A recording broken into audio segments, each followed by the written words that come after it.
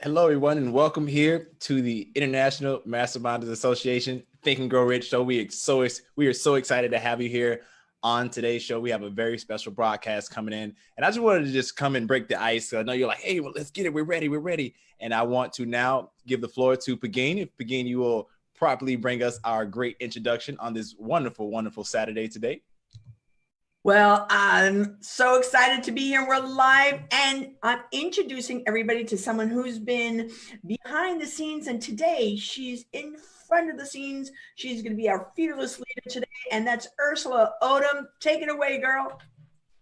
Good morning. Oh my God, guess what? I hope you have your coffee ready and you're ready to be settled and to listen in, watch, and join in today, because this is going to be a show like no other.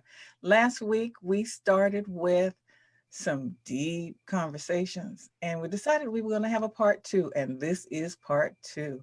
And it's all about how to use the principles during challenging times.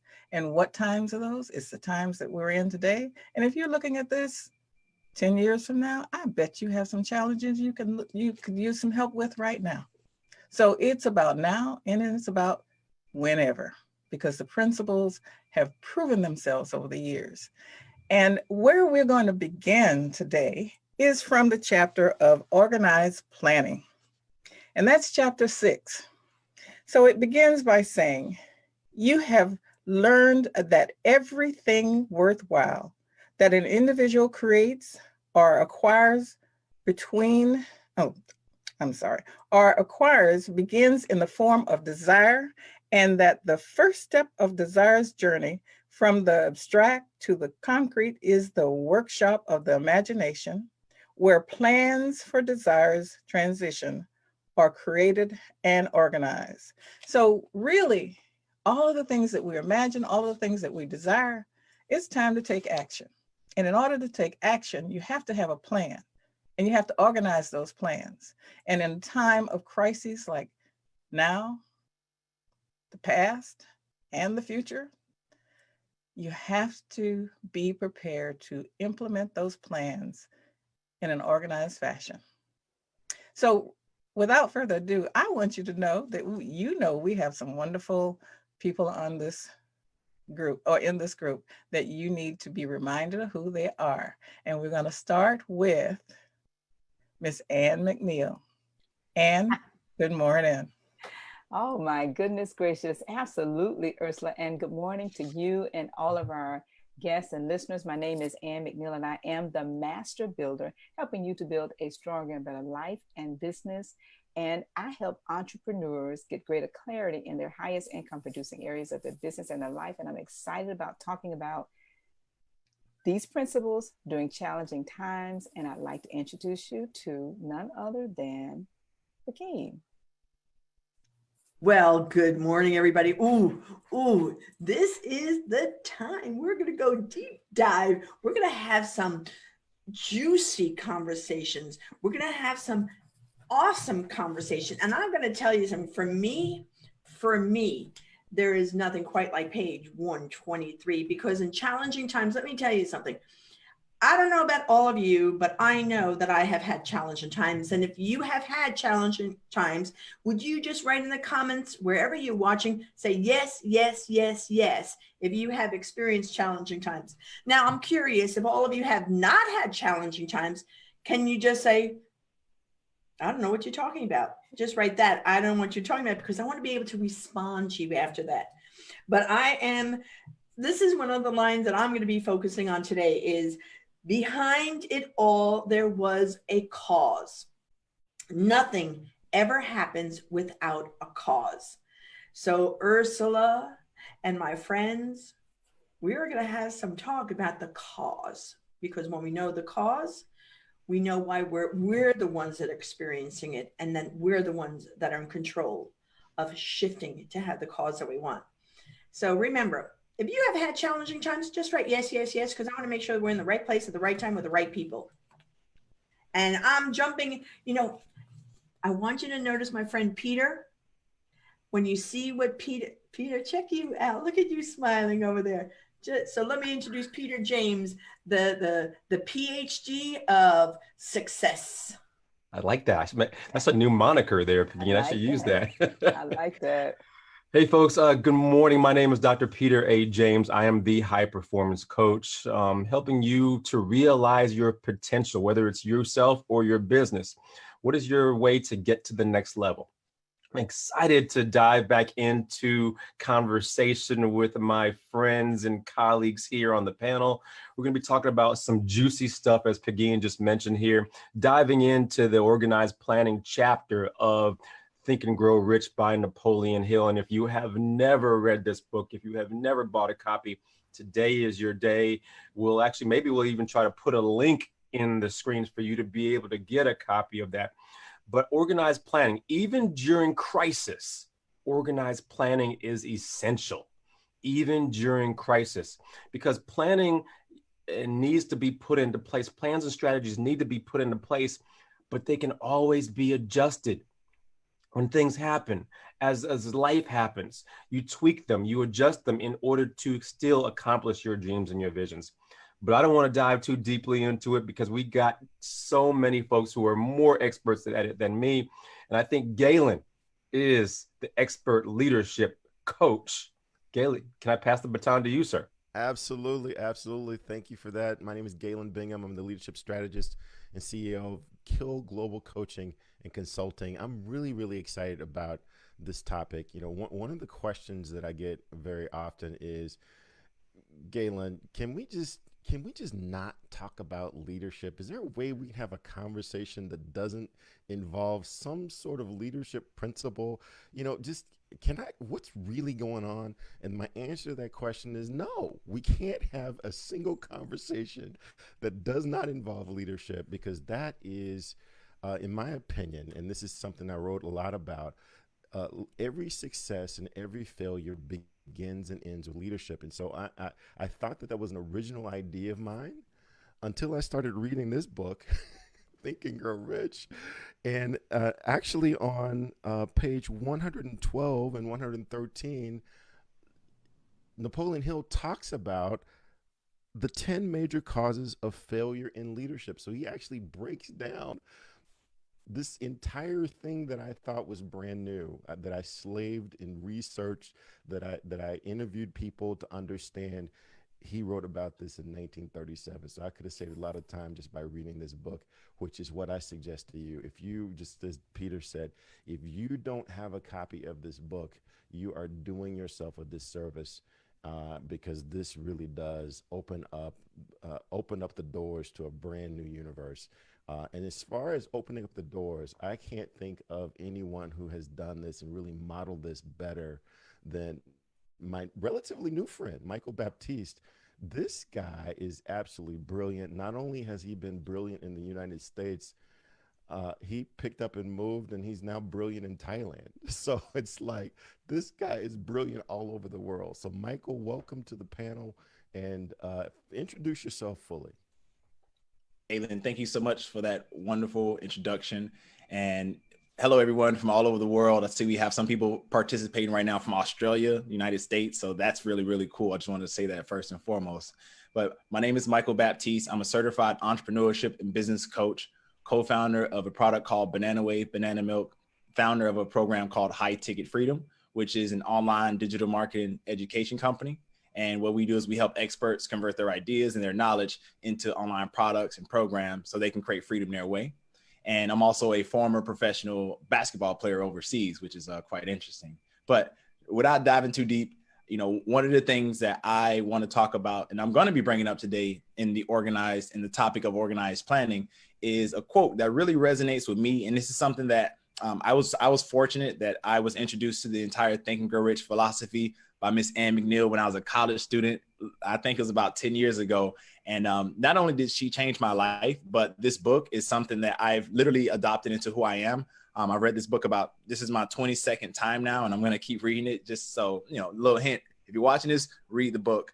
But the quote that really resonates with me and that I'm going to touch on today is, a quitter never wins and a winner never quits. So when organizing and putting together your plans, it's important to, you know, see it through. And if it doesn't work out this way that you may imagine it, find another way. Maybe you can go to the left, maybe you can go to the right, maybe you can go above it, maybe you can go underneath it, maybe you can like smash through it. There is a way. It's just about you not quitting, and that's how you can win. And that's what I'll be discussing today. So with that, I will turn it over.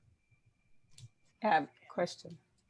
Pagim, tell us more about you before we dive into this.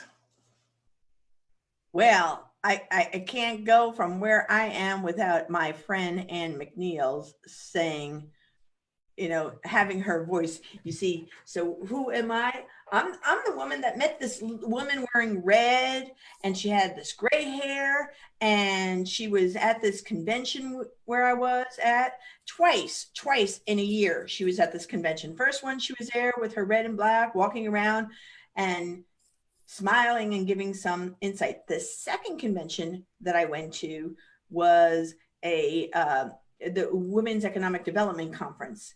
And there she was, not only was she standing there herself, but she had like these 14 other people with their names on, swarming her and saying, where do I go, where to go? And she went, volunteer. And they all went, and they volunteered at all these doors. And I'm saying, who is this lady? And then I met Ann McNeil. So can I just share my that's who I am, is that I get Ann. So Ann, who are you, Master Builder, and welcome to this family of us. Oh my goodness. Listen, all of that is great. And my response is to God be the glory, but I want to get to the story. So if all of you don't mind, I would like for us to revisit Michael and have Michael revisit the story from last week, Saturday. And let's pick up the story about the struggle and how when he was home in bed as a Black man, just doing nothing but sleep with his family, all of a sudden there was not a knock at the door was knocked in. And so for all of you that's listening about how do you overcome during a time of a crisis or struggle, regardless of what kind of struggle you are going through, that's what this show is about. That's what each of us are about. And using the principles of this book to make the point, to tell the story, but not just to tell the story, to live through the challenging times as we live in the principles. And for me, 1979, I picked up this book, December 31st, 9 p.m. Yes, that's my story. And the book has helped me through all kinds of challenges. But what we want to do today is for each of us in sharing our challenge, more importantly, sharing our story of overcoming the challenge by using the positive mental attitude, the faith, the desire, and all of the principles of success. So I'm going to rewind and we're going to go back a little bit.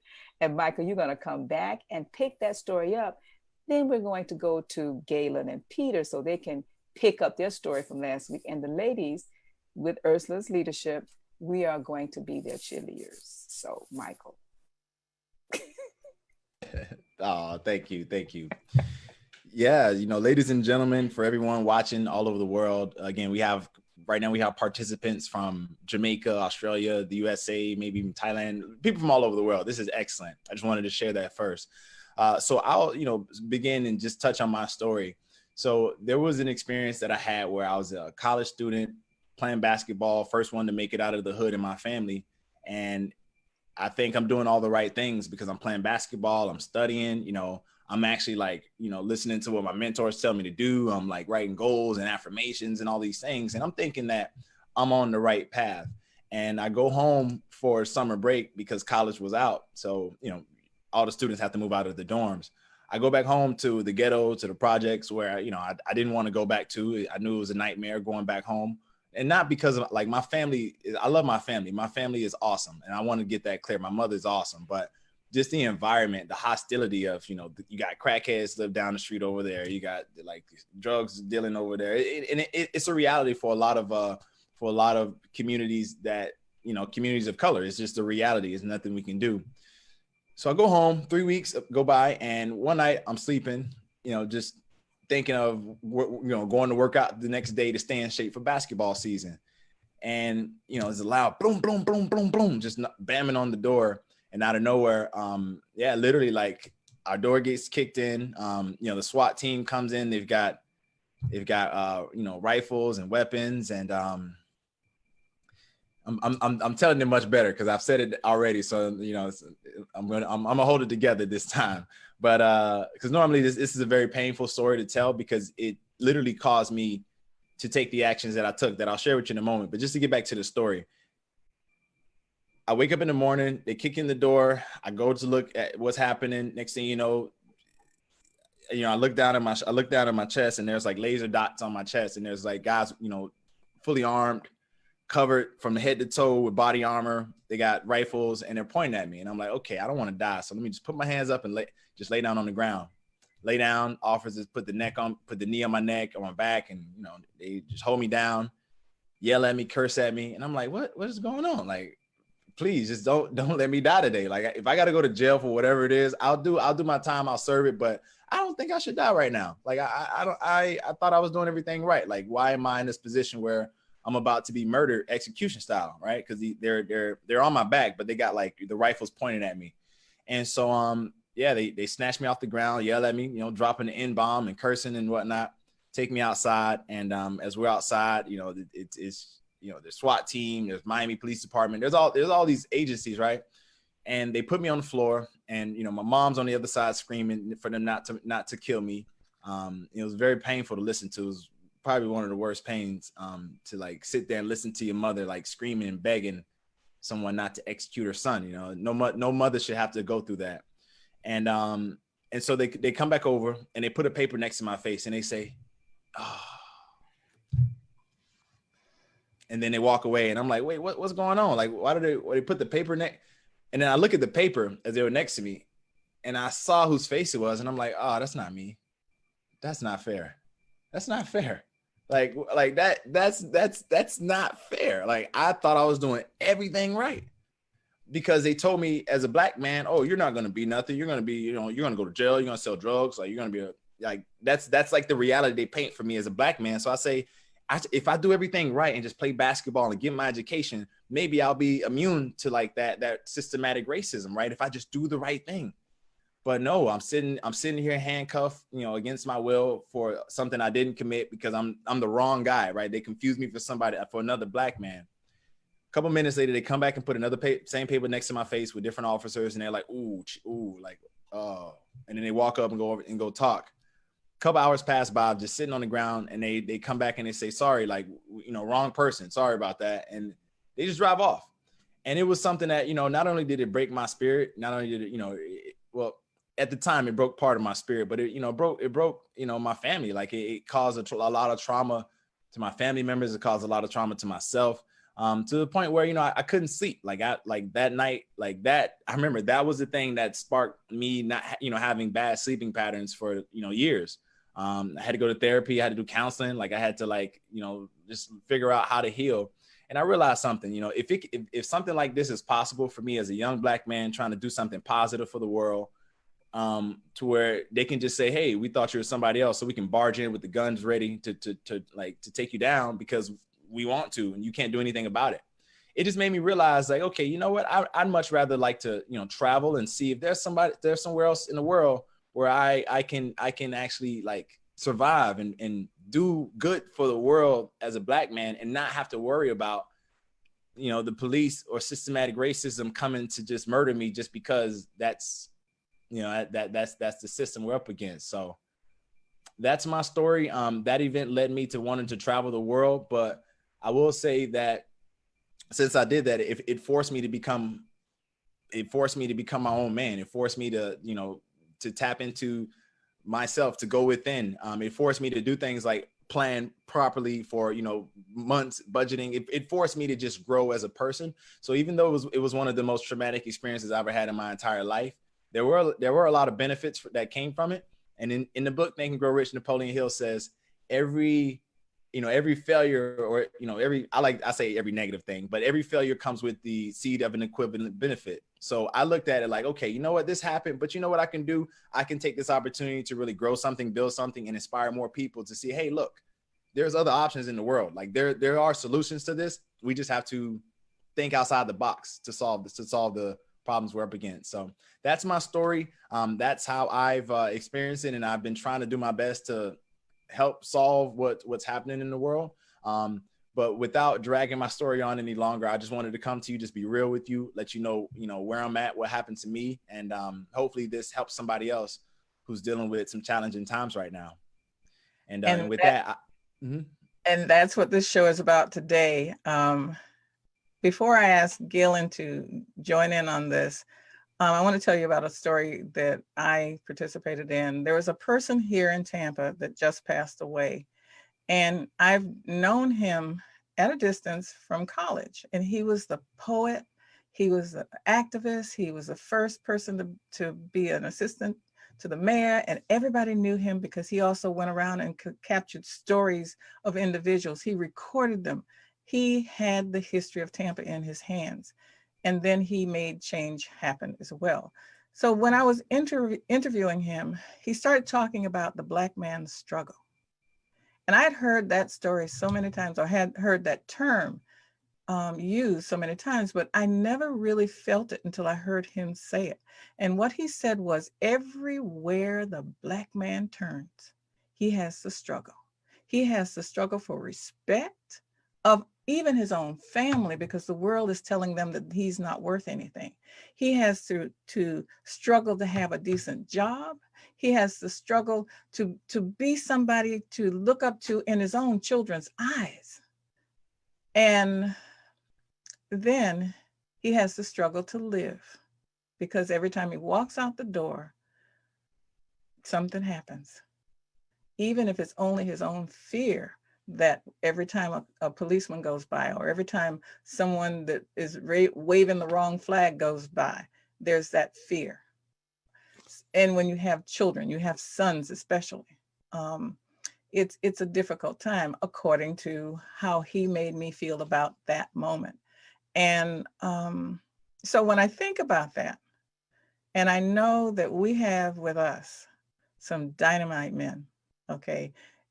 We think you hung the moon, okay? Because y'all so calm and cool and collected, and everything always work out just right.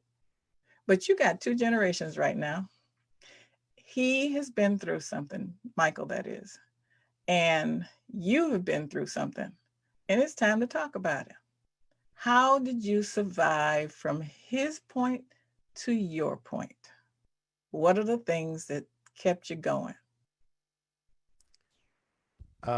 So for me, it's always interesting because I often have this conversation because people talk about how calm I tend to be in situations that might suggest for something other than calm. And there's another book that I've read for a really long time that talks about something about all things are going to work out for my good in the end. That no matter what, all things are going to work out for my good as long as I do what I'm supposed to do, and that is to love God and make sure that I'm doing what's according to his plan for me. So I base everything on that. That's like a contract. And if at the end of this life, all things don't work out for my good, I got a complaint, right? I got an issue, and I'm going to take that up with the person who wrote this contract, because I didn't write those words. Someone else wrote those words, and I just signed, said, all right, cool, I'll do that. And so that's the way that I look at almost everything, that I might not understand it while I'm in it. It might feel terrible while I'm in it. I would rather not go through it, but somebody said that this too is going to work out for my good. So I'm gonna hold him accountable to that. So that's kind of the backdrop for everything that I try to do, and I try to remind myself of. And Michael did a great job of looking for the pearl of wisdom through his experience, which I can't imagine. I absolutely did not go through. I know of people who have been through something similar, but even they didn't go through what he just described. I too see that as a failure in the contract that everyone has signed in America. The contract in America says that if you work really hard, if you obey the laws, if you go to school, if you get an education, then you too can have a share of this thing called the American dream. I'm going to hold America to that contract. I didn't write that. Those aren't my words. That's the contract that they've created. And time again, we see where Black men in particular, Black women similarly, maybe not to the exact same level, but similarly, we are being shortchanged on our end on what we're supposed to be getting from this contract. We get the education, we do the right things, we obey the laws, we turn the other cheek, we do all the things that's on our end of the contract, but yet we don't get what we are supposed to receive, which is the American dream. So I take a longer view on my life. I get confidence from this book. I get confidence from this book in that the things that we are experiencing now was literally written about in 1937, right? So the things that we are seeing now, the reason that the world isn't working right now is literally explained on page 112 and 113 of this book, right? You know, as I said earlier, every success and every failure begins and ends with leadership. The reason this isn't working is because there is an absence of leadership. All right, Mr. Leadership, I promised you something.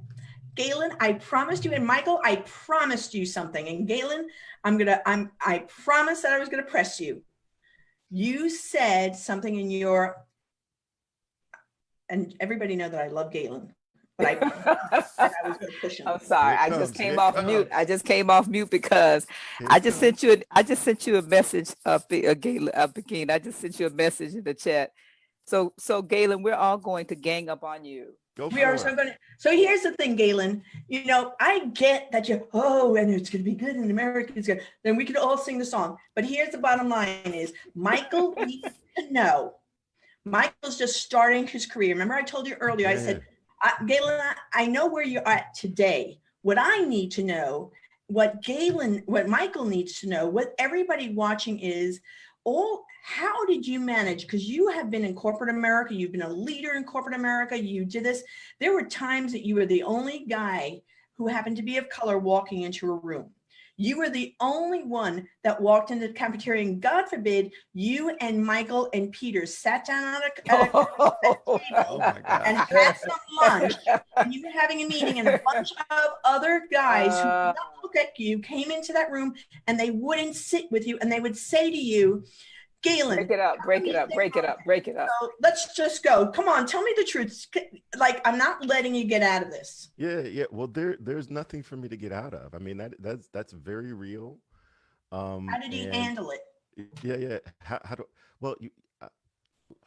don't know. This sounds made up. This sounds false. But again, I just keep my eye on the long view. It's like this. My success, my performance has absolutely nothing to do with my employer. It really doesn't. My success, my performance has nothing to do with my parents.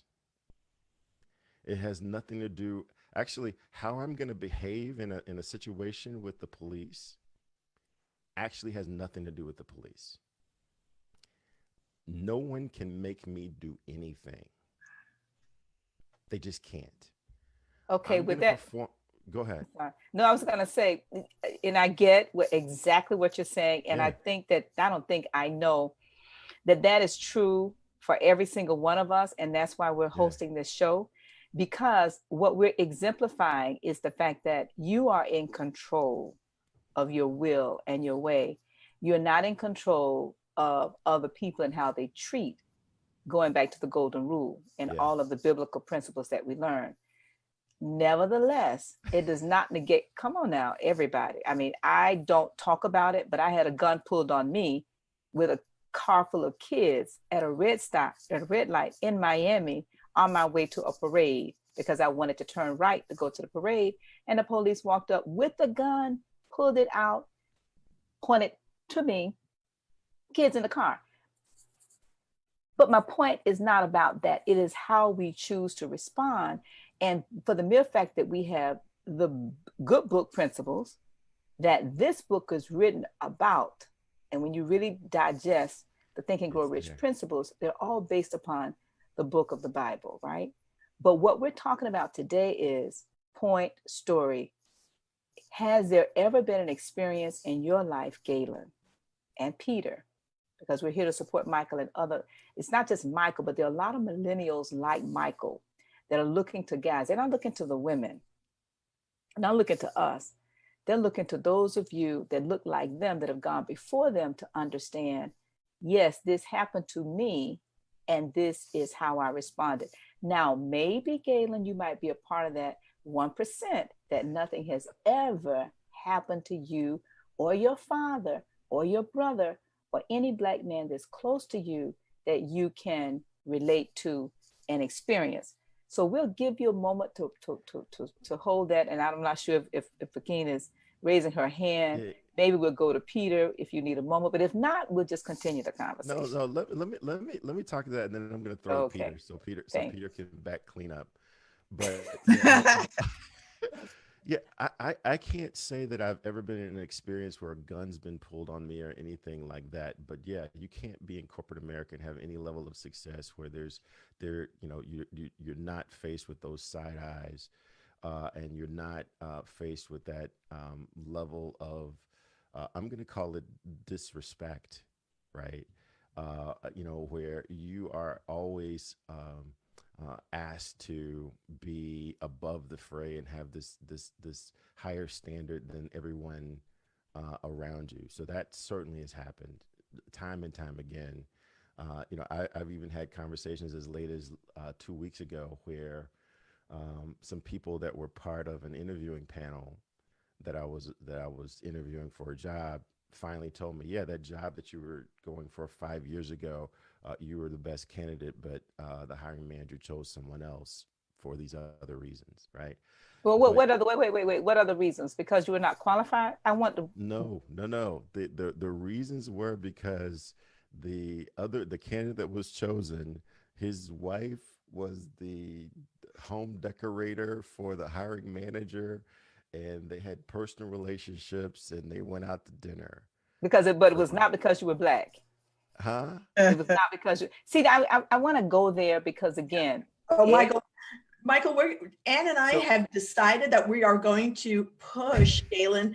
Peter gets scared because we're going to do this. Galen, I need a story. And tell me a story. When you went in, tell me how you handled, because this is really true, because Michael's going into business meetings.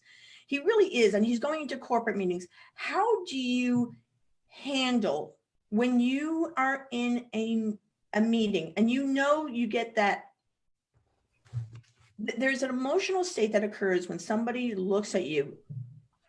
Now, obviously, I'm not Black, but I know when I've been in the room and I'm the only woman, and I walk in and I go to sit at the head of the table, I know the look. Not just a woman, but you're also a Hispanic woman. Oh, and I definitely know that. But okay. I know that look. I know when that. So I need to know how. Tell me a story where you were going to a meeting, you got the look, how you felt, and how you quickly shifted. Okay, I'll tell you a story that happened actually last week.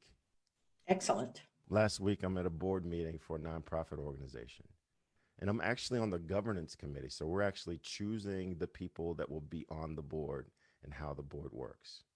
And we have frequently talked about how there aren't very many African Americans on the board. There's 61 members on the board. 4 of them are non-Caucasian.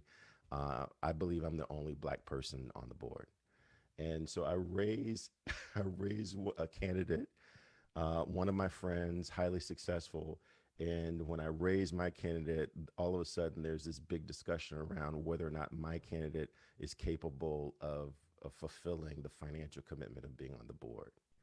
That conversation has never come up before with any other candidate. And Once we end that conversation, we move on to two other candidates who aren't African Americans, and then all of a sudden they're green lighted, right? And so I take that as, I mean, that's like, so I bring that up, but rather than being letting my I don't want to say letting my anger be on display because they got the message. I went back to that person and said, hey, wait a second, that seems to be inconsistent with what we talked about earlier. And I pressed them several times to see the hypocrisy. So I guess the whole point behind how I handle this, because this is what you guys are getting at, how do I handle this? All of this stuff is hypocrisy. And the way I handle it is I highlight and have them see the hypocrisy. How what they're doing, what they're saying to me, how they're treating me in the cafeteria is inconsistent with what they said that this company is about, what they said this organization is about. So it's not about me. It's like either we're going to play by the rules that you've written or we're going to change the rules, but the two can't stand. And I've found that that tends to incite people more than if I say, why are you doing this to me? Is this because I'm black?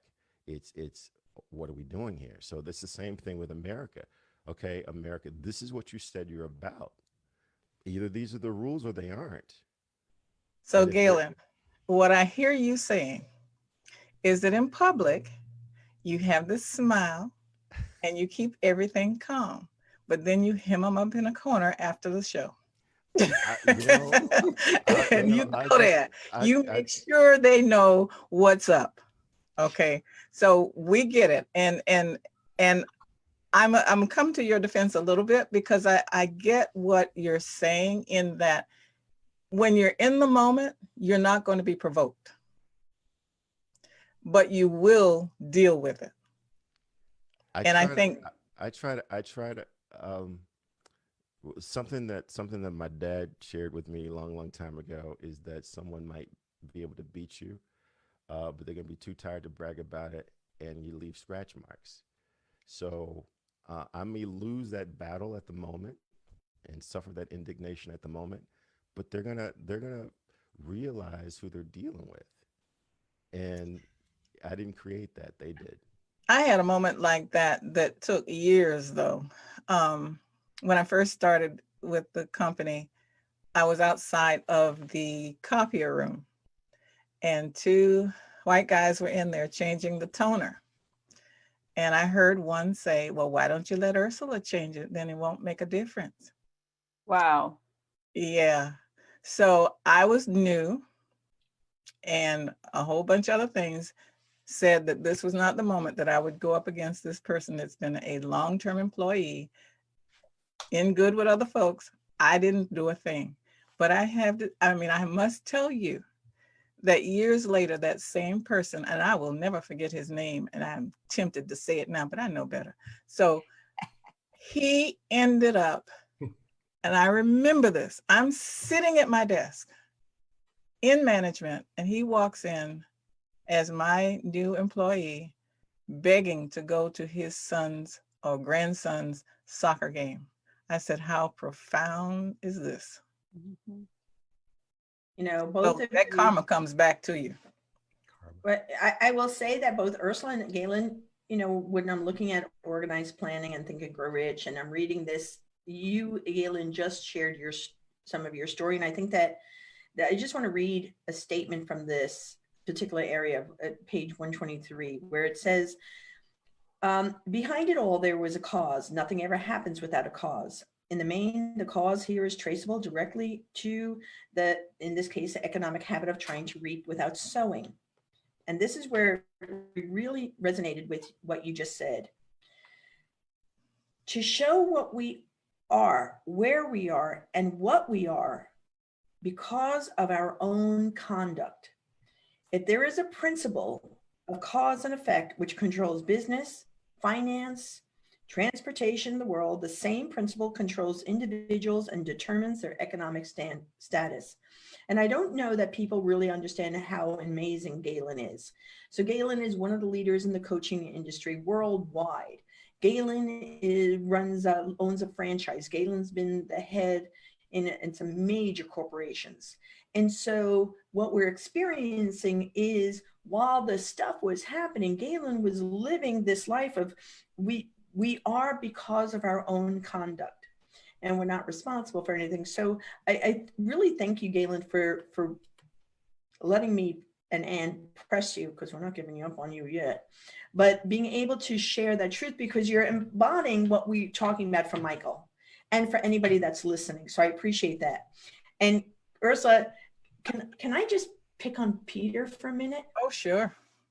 Right after he does the 13 steps. Yes. You go for it, Peter. That's exactly what I was getting ready to do. Yes. So those of you who are not familiar, again, with the Think and Grow Rich text by Napoleon Hill, he talks about 13 principles that are needed in order to accomplish your dreams and your visions. So I'm going to read each of those, beginning with number 1, desire, which is the starting point of all achievement. Number 2 is faith, visualization and belief in the attainment of desire. Number 3 is autosuggestion, the medium for influencing the subconscious mind. Number 4, specialized knowledge, personal experiences or observations in your life. Then there's imagination, the workshop of the mind. You need to have some type of imagination. Today we're going over organized planning, which is the crystallization of desire into action. Then there's decision, the mastery of procrastination. Number 8 is persistence, the sustained effort necessary to induce faith. Then there's 9, the power of the mastermind, which I love so much, the driving force to success. Number 10 is the mystery of sex transmutations. And you know sex sells, but it's in a little bit of a different light, as Napoleon Hill has put it. Number 11 is the subconscious mind, the connecting link of all of these. Number 12 is the brain, the broadcasting and receiving station for thought. And last but not least is the sixth sense, which is the door to the temple of wisdom. Please dive into this text if you have not already. So much comes out of it, which is why we use it as the backdrop for our sessions here as well. Now your story. Now my story. So, you know, we all have stories. Or your hair. And my hair, yeah. I got a new hairdo, and I was told about that before the show. So we won't go into that's not my story though. So you know, I was raised by a single mom, New York City. And one of the things that she tried to instill in me was determination, education, which was the key to success. And from her, one of the things that she underlying subconsciously put into me was maintain your poise. So why do I bring that up? I have never been through anything as Michael has described. However, I have been arrested. I have been singled out. I have been called the N-word. My mom made it a point to put me in a lot of schools where I was the only Black face because she wanted better for me, or so she thought.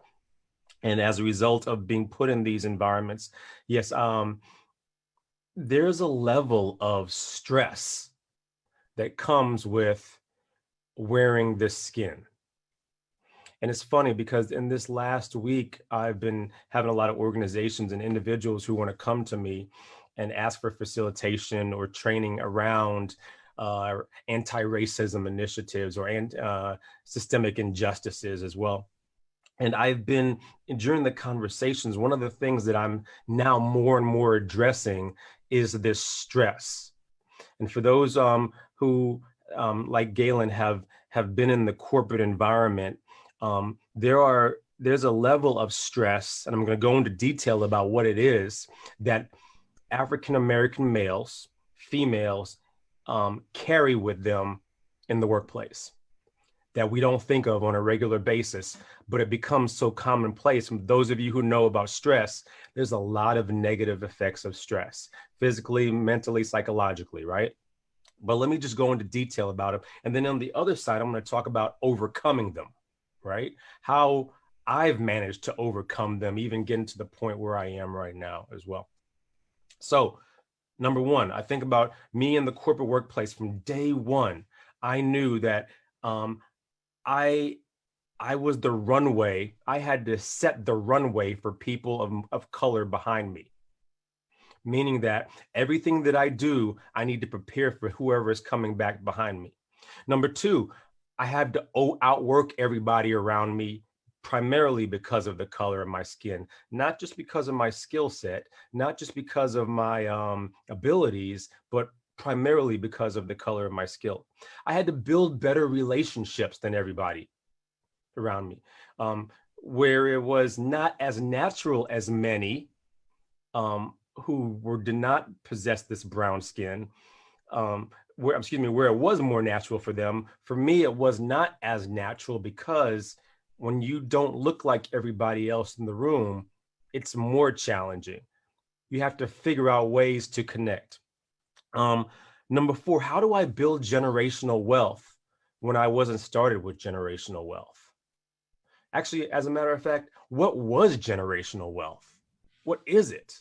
And so now even had to get into that for the benefit of my followers, for my next generations as well. I'm a big proponent. I love Maya Angelou's quote, "I am the hope and the dream of the slave." Literally, some people say, "Hey, why do you work so hard and do what you do?"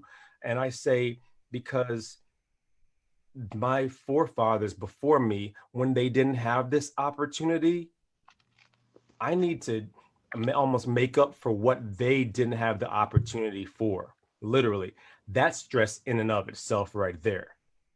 The next one, I got to think about my next 3 moves when everybody's probably maybe just thinking about their next move. I'm literally planning and trying to figure out, okay, what do I do next? It's almost like a chessboard to a certain extent. Everyone's playing checkers. I need to play chess. Stress. I got to overthink my comments in the boardroom to make sure I'm not offending everybody, or making sure I'm not making anyone feel uncomfortable. Especially if I'm talking about hiring more African Americans in the workplace. And then last but not least, family stress, as Michael even just described there. Friends, relatives, brothers, sisters, sons and daughters who are now walking the streets of society with the same color of skin that I have. Stress while I'm at work. And last but not least, I think I've kind of encapsulated all of this, representing the entire race when I walk in the door, right? So you say, and no, don't get me wrong, I know that other people, women, African-American and women as well, there's a level of stress that they have to carry also. But this stress that I'm describing right here is something I don't think about on a regular basis. But then how about this? How does it affect me physically over 20 years? Mm-hmm. How does it affect me psychologically with my relationships over 30 years? What does it do to a collective people when you're trying to get ahead and you have this stress every single day because you don't know what then your next move is going to be? I was talking to a pastor friend of mine yesterday about being a Christian and being Black. And when a cop comes up to me, he doesn't see me as being a Christian first. He sees me as wearing the skin color first and all that comes with it, right? And again, I've had cousins who have been incarcerated, and I've had friends who have been had trouble with the law for one reason or another. And I say this because at any corner, that stress is also with me, because that could be me at any given minute. I could have very easily been Ahmaud Arbery. As many times as I've run down the street, very easily could have been on any day of the week. His killing resonated so much with me. The stress of that resonated so much with me. So, I say all that to say this, how do I overcome? How have I overcome all of this stuff? How do I continue to overcome? I think is the biggest question. And I have to start out by saying, in the workplace, one of the things that I've always thought, especially in the latter part of my career, whether it was in the military or whether it was in corporate America or whether it was in higher education and academia, I've always thought that I was greater than my position or greater than the organization. Literally, I've had to think that because, you know, those of you who've been in corporate America, you know, they see you as only your title. And now they see you as black and your title. And so I've had to almost instill in myself with affirmations that I am greater than this position that I'm in. I'm also more than this organization. I'm bigger than this organization. And I can be, right? And last but not least, this organized planning chapter, even before I even read it a whole lot, was these plans, strategies, and these executions that I like to rest my life on. This organized planning, I realized even before I read this chapter that I've been planning for a long time. And I will be honest, those of you listening, my plans never go the way that I plan them. My strategies never go exactly how I plan. But I've learned over time to adapt, adjust, tweak, depending on what the universe provides me. And I think, listen, this plight of mine that I started out talking about as a African-American male in the workplace that carries this minority stress is not going away anytime soon. But how do I now rise above that in order to overcome the next hurdle, what's around this next corner? That's what I got. This is so wonderful because when we opened the show, we talked about the Black man's struggle, and you started talking about stress. That stress is that struggle. Now, I want to take it a little bit further. We talked about this before the show, but we're going there, okay? You got a new hairdo. and before we talk about it, I want to ask you a direct question that I just saw something on Facebook where there's a doctor in scrubs, and right beside it, he has his picture in a hoodie, and he begs that people judge him the same as when he's in his scrubs as when he's in his hoodie. Yeah. And from someone who wears a fro from the 70s, I had to get over the fact that people look at this as a militant hairdo. No, I just happen to like it. Okay. What it says to you is what you think about what's going on around your world. But how are you going to handle the perceptions with your desire to be what you want to be and wear your hair the way you want to wear it? Oh, it's funny. Whenever when I teach, I always, especially like if I teach a leadership class or organizational behavior type class, when we start talking about perceptions, I always bring up how society perceives me when I have my shirt and my blazer on, or when I go into CVS pharmacy with my hoodie and my Timbs on. I'm definitely not treated the same way. And again, I got to go back to the stress and this color of my skin. So here I am now. I got twists in my hair. I've never had this long a hair for 20 years, since I came out of the military almost. Very different for me, very uncomfortable with me. But here's why it's so different and uncomfortable for me. Because for so long, I have been carrying the stress of what perception needs to be for my audience in corporate America, or maybe my audience for my clients, right?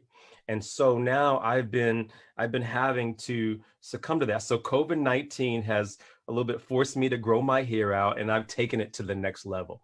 And so now I'm like, and maybe it's a little bit in light of what's going on in society. Now I am maybe I'm Free. free. I was gonna say free. June 19th and I'm free. spreading my wings, right? I'm spreading my wings a little bit. And, I don't know if it's a little bit of that. I don't know if I'm just playing with these twists a little bit to see what happens after a time. Will my hair start falling out or something? I don't know what it is. But I'm almost letting that stress go to a certain extent, right? And it's interesting because I'm in uncharted territory with letting this stress go. So this minority stress that I'm talking to you guys about, after you carry it so long, you just get used to keeping it. You just get used to having it on your shoulders, right? Over time, decades. And so now it's a little bit different when you almost intentionally peeling off some of those layers. Mm-hmm. Hey, Peter. One of the phrases that I seem to be using a lot that you reminded me of, is it's kind of a boxing analogy. Yeah, that fighters never get knocked out by the punch they see coming. It's like I can see it coming now, right? It's like now it's almost insulting my intelligence that you're going to try to do the exact same thing to me that you did last month. It's like, I mean, it's almost, that is really what upsets me more, that you're not even trying to change up the way it looks. And it becomes my job, I believe, to find a more ingenious way to get around this punch that I see coming. You gotta play chess, Galen. Exactly. Actually, that was one of the foundational. My dad taught both of my brother and my sister. He taught us how to play chess when we were 12 years old. Come to find out, my dad didn't know how to play chess. he was learning.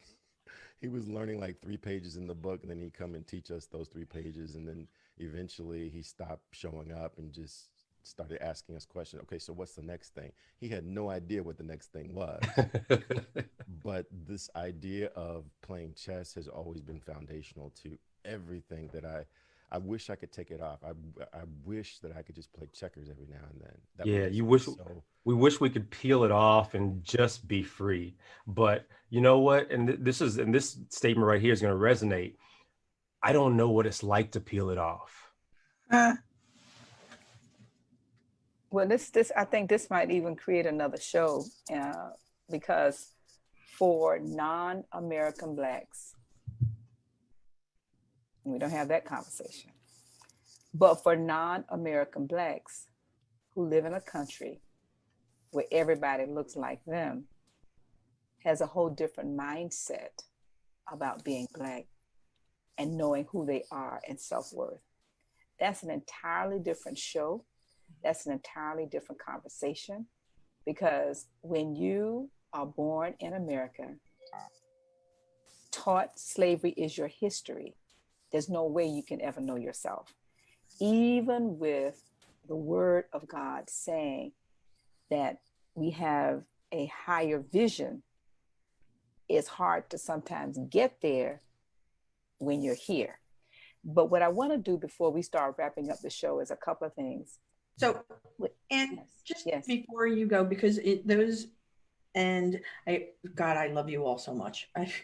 You blow my mind. I just want to jump in because, so while my skin is light, my husband and children's skins are olive, and my son-in-law. And when Alex and Andrea, my daughter and son-in-law, have traveled, Alex speaks with a thick accent, Spanish accent. And when we went to Arizona, we were driving her to Fort Huachuca. She's a military intelligence officer.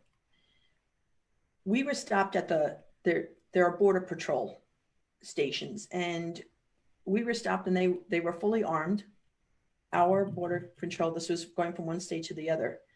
And they stopped the car, and I was driving. They had us roll down the window. My husband was in the back seat. Andrea was in the passenger seat. And they said, speak. And so I spoke, and then Andrea spoke, and then David spoke. And we had to show our papers, and we had to prove where we were going. This is from one state to another. Andrea and Alex and my husband haven't stopped at gas stations. She serves our country. My son serves our country. But they've even stopped at gas stations and have been told to their face so many times, go back home. You don't belong here. Get out of here. And luckily, and those my mates here know, luckily I stay in the car. My husband is much more like you and Galen and Peter. And they just know that they're naive and ignorant. And Andrea's thing is, you're welcome. And then that person gets, you're welcome. I serve this country. I'm here. This is, then she's gotten it from both points, because both is she's Hispanic and she's Jewish. So we know that in the South, she can't wear her Star of David. I'm not taking away, but I am saying that there's, as a parent, as a wife, we thank you for going there. Thank you for going there. And thank you for blessing us. And thank you for helping us. And I'm sorry, I just had to jump in and say that here in America, it's a huge issue, right? Color, our ethnicity, and I'll let you go back. And I just had to... Before she does, there's something I'd like to say too. In the beginning, Michael said something that I don't want to get lost. In describing the story or your experience, you said something that I truly believe can put you in a position to impact the world today. And that is when you said, I'll do the time, just let me live. See, people have put themselves in a position of judge, jury, and execution all in one moment. And I think that is almost a rallying call. It's not about what the person did. It's about giving them an opportunity to live, to speak to it. And everyone deserves that chance. But you know how we are. We ride on words. And those words have a real nice ring to them. So I would suggest that you put them in something flowery and pretty, or however, or fierce and strong, whatever, and float those words out there. Because I think if people can begin to hear them every time the situation happens, it might save some lives. I'll do the time. Just let me live. Wow. Tweet that. We started the show talking about what do you do in challenging times, and being the first Black female contractor in our state. As we were all talking, I thought about my own self-reflection and what did I do in challenging times, being Black and a woman and disadvantaged in this area of construction. And people always say, well, it's a male-dominated industry. How do you focus on billion-dollar programs when I came from a place where I could not save $1,000 a year? And I will say that this book and the mindset shift for all of us, but it's not just about us and what we use in the principles. And Pekin, and we've all talked about a particular portion of the book. And I just like to just read this. On page 129, it talks about, and this is something that happens for many of us when we think about being born into poverty. Unfavorable, it's actually on page 128. And it just basically says, unfavorable environmental influence during childhood. As the twig is bent, so shall the tree grow. Most people who have criminal tendencies acquire them as a result of bad environment and improper associates during childhood. One of the things that Napoleon Hill has talked about as a part of his own life is that he was born in the hills of West Virginia, and how the influence of racism and many other things that happened during his day, he had a choice. We talked previously about the whole idea of the book entitled Think and Grow Rich, a Black Choice, which Napoleon Hill was writing before he passed. And he left in his will, his estate, that the book should be finished by none other than a Black author, but not to pay him a dime, because he wanted him to have the experience of earning it. Now, I mentioned those two things to just say that these principles can take any of you wherever you want to go based upon starting where you are. But it all starts with a desire. And my desire, being first Black female contractor in the state of Florida, was to create an organization where Black women could come together and have the support that we needed to survive in this industry. For each one of us on this show today, we've elected to use the principles of this book to not just survive during challenging times, but to thrive during challenging times. And what we want to do is encourage you to think about, what will you do regardless of your situation, whether it's race, whether it's health, whether it's a crisis, one crisis or another. It really does not matter. And Galen spoke to it earlier. Your actions are really not, if you go inside, they're not determined by others. You get to choose every inch of the way. When Michael was faced with the situation that he was faced with, he could have decided, you know what, let me just throw it all away. I'm not going to do anything. I'm going to actually go down the path that has been laid for me and what everybody said I would do. Same thing with Pekin. She did not have to come back after leaving the United States and make a life for herself. Peter has already demonstrated what his mom taught him. He's a living example for many Black men to follow. And Ursula, with her books and her writing, continued to tell not just the past, but setting the future. So what we want to do is, as we wrap up the show, I'm going to turn it back to Ursula, but I would like to just encourage all of you, join us every January with our annual meeting that we're hosting in Boca Raton at the Embassy Suites, and bring your life in writing. And what we basically do, and Laverne will, if you could just pull up the information so that individuals, if they're interested, can go to our website at internationalmasterminders.com. But what we want to encourage you to do is think about, what is your desire? What is it that you really want to do? How do you use these principles, regardless of your crisis, to have a better quality of life in every area of your life? So Laverne, I'm not sure if you can expand that. If not, you can just take it down and just put up the website. But if you go to internationalmasterminders.com, you can join us every January and just bring your life in writing. And Ursula, I'll turn it back over to you. What a wonderful show. And the mastermind is at work. Michael, there is someone in chat that said, I'll stand the trial or something like that, or I have to come back at it. But the point is, as opposed to assuming guilt, say, I'll go to trial, but just let me live. So you work those words out, you come up with something nice, and you will impact the world. And you now have the masterminds working with you. Okay.